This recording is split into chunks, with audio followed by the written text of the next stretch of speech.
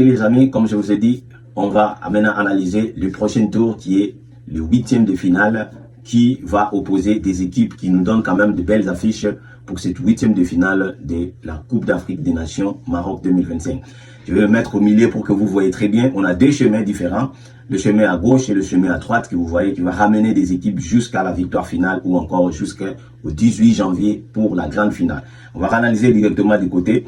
De ces côtés, on a le premier match qui pour moi le meilleur match de cette 8e de finale ou encore le plus grand match, le grand match de ces 8e de finale qui va opposer l'Algérie à la République démocratique du Congo. Vraiment, et de ces côtés ici, c'est un chemin, c'est un parcours de combattants. Ça serait vraiment un parcours de combattants pour la République démocratique du Congo et pour l'Algérie.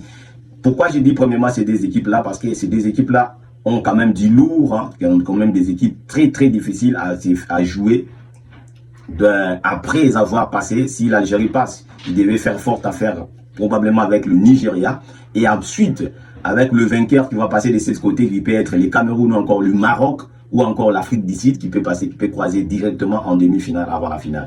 Donc c'est un chemin qui, moi, je trouve, par rapport, si je vois l'opposé, le chemin de côté de l'Algérie et le chemin le plus dur, c'est un parcours d'un combattant qui doit faire toutes ces équipes-là.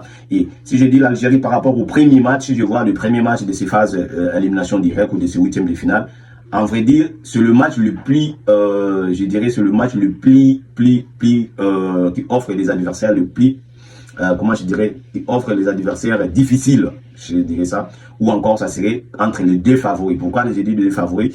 On voit ici la liste actualisée des équipes qui pourraient remporter les CAN. Si vous voyez l'Algérie et la République démocratique du Congo, les deux équipes figurent parmi les 5 équipes qui devraient remporter cette CAN ici par rapport à l'actualisation des probabilités de gagner cette compétition. Et si vous voyez maintenant, les deux équipes s'affrontaient directement en 8e de finale. Pour moi, c'est une classe, c'est un grand match plutôt pour cette confrontation directe qu'on en aura dans cette CAN-là. Donc, dans ce chemin-là, c'est difficile. Après, ça vient le Nigeria qui, plus ou moins, devait se batailler dure face à une équipe mozambicaine qui n'est pas difficile à manœuvrer, plutôt qui n'est pas facile à manœuvrer. Et un autre match aussi qui peut être un match phare, c'est l'Afrique du Sud face au Cameroun. Hein. L'Afrique du Sud Cameroun, c'est aussi un match très phare de ce côté.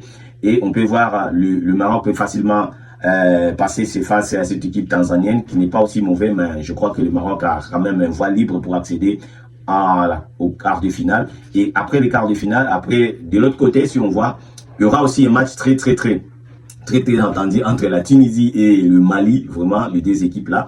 Et ils nous ont habitués de s'affronter souvent dans des CAN. On va voir ce que ça va donner. Ça serait aussi un parcours facile pour le Sénégal face au Soudan. Hein. Je pense que le Sénégal devait passer facilement. Et un autre match pour l'Égypte face à une belle équipe béninoise. L'Égypte devait quand même prouver de quoi il est capable face à une belle équipe béninoise. Et notre match qui serait aussi comme un match phare de cette 8e de finale, ça serait entre la Côte d'Ivoire et le Burkina Faso. Les deux équipes ont laissé très bonne impression dans cette CAN. Côte d'Ivoire-Burkina Faso, ça serait aussi un match à suivre. Pour moi, j'ai dit le match phare, le plus phare, c'est l'Algérie face au Congo. Et le deuxième match phare, ça serait l'Afrique du Sud face au Cameroun. Le troisième match phare, ça serait le Mali face à la Tunisie. Et le dernier match phare, ça serait le Burkina Faso contre